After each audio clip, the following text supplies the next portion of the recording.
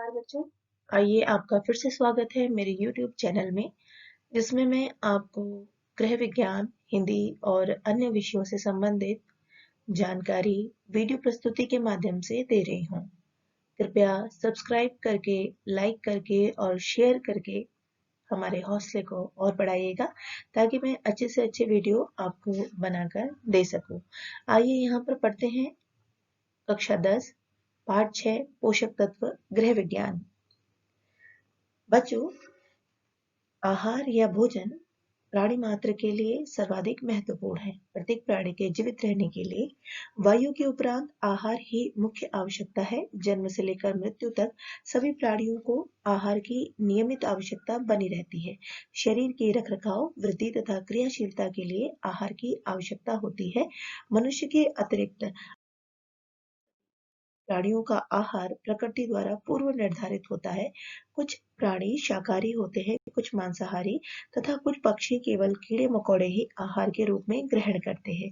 मनुष्य एक विवेकशील प्राणी है, अतः मनुष्य का आहार विविधतापूर्ण होता है। मनुष्य का आहार प्रकृति द्वारा पूर्व निश्चित नहीं है। मनुष्य अपनी इच्छा, रुचि, आवश्यकता, खाद्य सामग्री की उपलब्धता आदि कारकों को ध्यान में रखते हुए अपना आहार चुन सकने की स्वतंत्रता रखता है।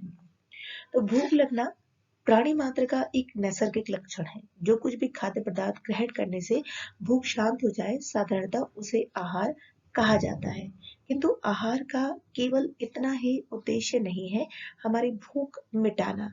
इसके अतिरिक्त भी आहार को बहुत सारे उद्देश्यपूर्ण कार्य हमारे शरीर में करने पड़ते हैं। वह है शरीर को शक्ति, ऊर्जा प्रदान करना, शरीर की वृद्धि करना, विकास में योगदान देना, शरीर के रखरखाव को कार्य करना तथा शरीर को रोगों से बचाना भी। तो इस प्रकार हम कह सकते हैं कि वह ठोस या तरल सामग्री आहार कहलाती है, जिसे ग्रहण करने से भूख मिटती है, शरीर शक्ति प्राप्त करता है, शरीर की वृद्धि एवं विकास होता है, शरीर के अंदर होने वाली टूट फूट की मरम्मत होती है तथा प्राणी रोगों से लड़ने की क्षमता प्रदान करता है। तो ऐसा किस प्रकार से प्रदान करता है? इसमें निहित तत्वों के कारण शरीर के पोषण के लिए मुख्य रूप से 6 तत्व अनिवार्य होते हैं। ये तत्व है प्रोटीन, कार्बोहाइड्रेट, वसा, खनिज लवण, विटामिन तथा जल। आइए सबसे पहले हम प्रोटीन के बारे में पढ़ते हैं, क्योंकि ये प्राणियों के भोजन में सबसे अधिक महत्वपूर्ण है और यह शरीर के निर्माण, विकास एवं रखरखाव के लिए अत्यंत आवश्यक है। वास्तव में इसी पदार्थ से जीवित कोशों के आधार जीव द्रव्य प्रोटोप्लाज्म का निर्माण होता है। प्राणियों के शरीर में पानी के अतिरिक्त सर्वाधिक भाग प्रोटीन का ही होता है। शरीर में प्रोटीन का अधिकतर भाग शरीर के तंतुओं में रहता है। तंतुओं के अतिरिक्त ब्लड, एंजाइम्स, हार्मोन, बोन तथा टीथ में भी कुछ मात्रा में प्रोटीन विद्यमान रहती है। शरीर के लिए प्रोटीन का विशेष महत्व है। ऑक्सीजन की उपस्थिति में प्रोटीन का ऑक्सीकरण होता है, जिसके परिणाम स्वरूप शरीर को शक्ति प्रदान। आइए देखते हैं प्रोटीन का क्या संगठन है। प्रोटीन एक कार्बनिक यौगिक है जो विभिन्न एमिनो अम्ल से बना है। प्रोटीन में मुख्य रूप से कार्बन, हाइड्रोजन, ऑक्सीजन तथा नाइट्रोजन होते हैं।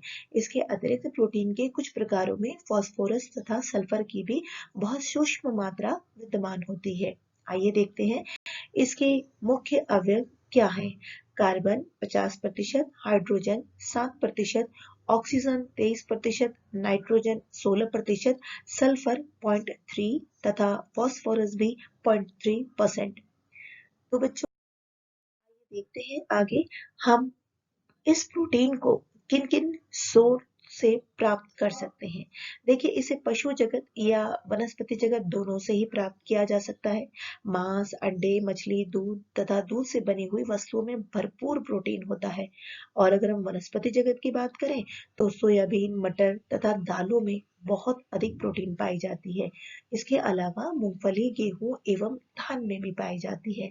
शाक सब्जियों में भी प्रोटीन पाई जाती है, जैसे गाजर, शलजम, पत्ता गोभी तथा पालक। यानी भिन्न भिन्न खाद्य पदार्थों में भिन्न भिन्न मात्रा में वो पाई जाती है। अंडे में 13.3%, मांस में 18.5%, मछली में 16.6% और मूंगफली में 26.9% और सबसे ज्यादा सोयाबीन में 43.2%।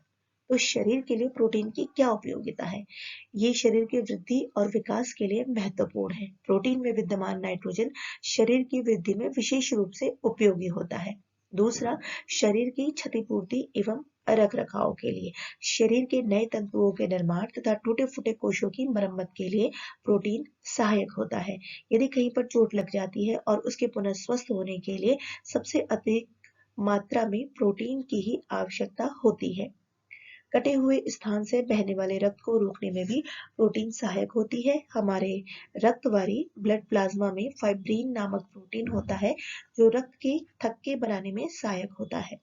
शरीर में ऊर्जा उत्पादन के लिए उपयोगी 1 ग्राम प्रोटीन से करीबन 4 कैलोरी ऊर्जा उत्पन्न होती है।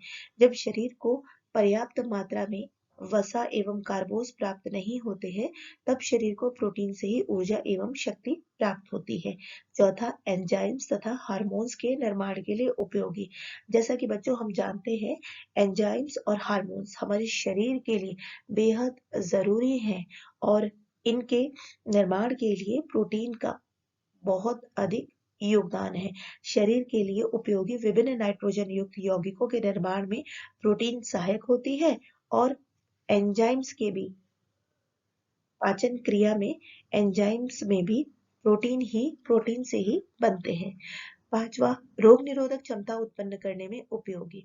विभिन्न रोगों का जब आक्रमण शरीर पर होता है तो ये प्रोटीन ही शरीर की स्वाभाविक रोग निरोधक क्षमता को बनाए रखता है, जिससे हमारा शरीर स्वस्थ रहता है। विभिन्न क्रियाओं में सहायक और इसके अलावा भी जो प्रोटीन है रक्त के प्रवाह को सुचारू बनाने में सहायक होती है। शरीर के कुछ कम सांद्र तनु रसों को अधिक सांद्र बनाने में भी प्रोटीन सहायक होती है और ये रक्त संगठन को भी संतुलित बनाए रखती है। तो बच्चों देखो, कितने प्रकार के प्रोटीन की शरीर में, लेकिन देखिए अगर इसकी कमी हो जाती है तो शरीर में बहुत ही गंभीर रोग, क्षुधा, एडिमा, पेलेग्रा और यकृत संबंधी रोग हो जाते हैं और ये सब किससे होते हैं? प्रोटीन कुपोषण से, जब प्रोटीन हमारे शरीर को भरपूर मात्रा में नहीं मिल पाता है। इसके अलावा मेरस्मस और क्वाशरकर रोग भी हो जाता है और ये हमारे भारतवर्ष में 10 लाख से अधिक बच्चे इसके शिकार हो जाते हैं। मेरस्मस रोग में बच्चे के आहार में प्रोटीन की कमी के साथ साथ ऊर्जा या कैलोरी पोषण की भी कमी हो जाती है।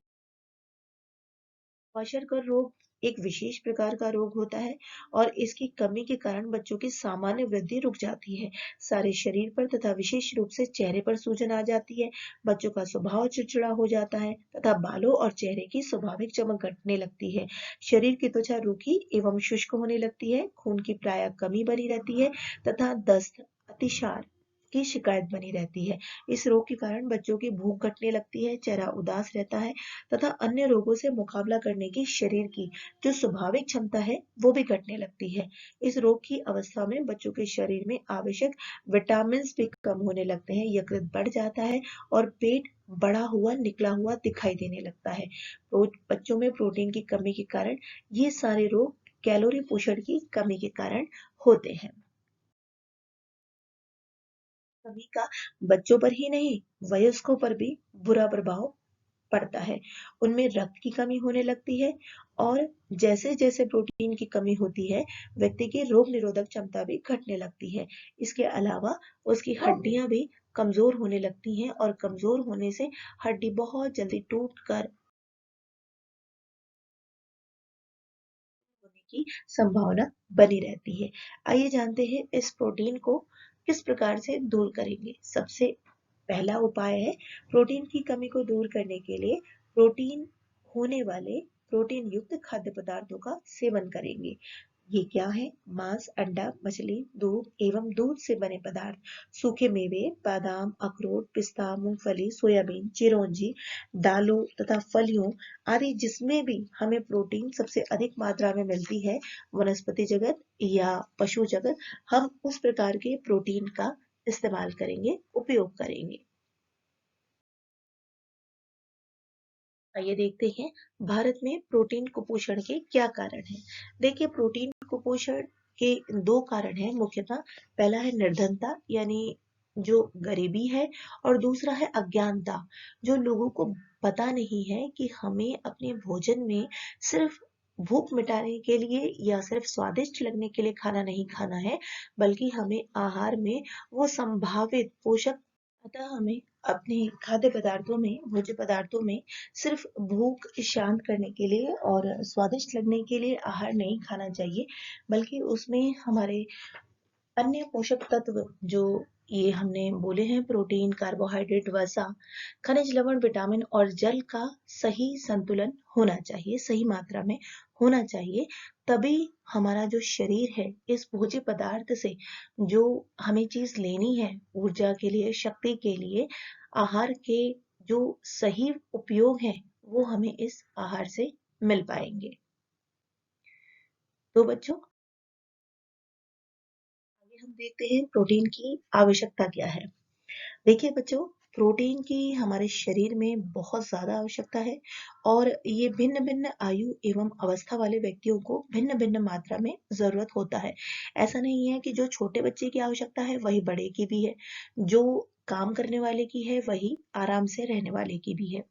शारीरिक विकास एवं वृद्धि की अवस्था में प्रोटीन की अधिक आवश्यकता होती है और बच्चों को जो वृद्धि कर रहे हैं, बढ़ रहे हैं, उनको सबसे अधिक प्रोटीन की आवश्यकता होती है। लेकिन इसके अतिरिक्त स्त्रियों को गर्भावस्था में सामान्य से ज्यादा मात्रा में प्रोटीन की आवश्यकता होती है।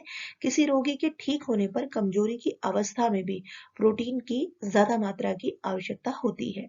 व्यक्ति का प्रोटीन पाचन क्षमता भी प्रोटीन की आवश्यकता को प्रभावित करता है। तो इस प्रकार बच्चों, एक वयस्क पुरुष सामा सामान्य अवस्था में 55 ग्राम के करीबन प्रोटीन लेता है, वहीं पर शिशु 1.8 से 2.3 ग्राम किलोग्राम अपने वजन के अनुसार प्रोटीन ले सकता है। वहीं किशोर को 55 से 50, 60-50 ग्राम प्रोटीन की आवश्यकता होती है। तो बच्चों, ये हमारा YouTube चैनल वीडियो के माध्यम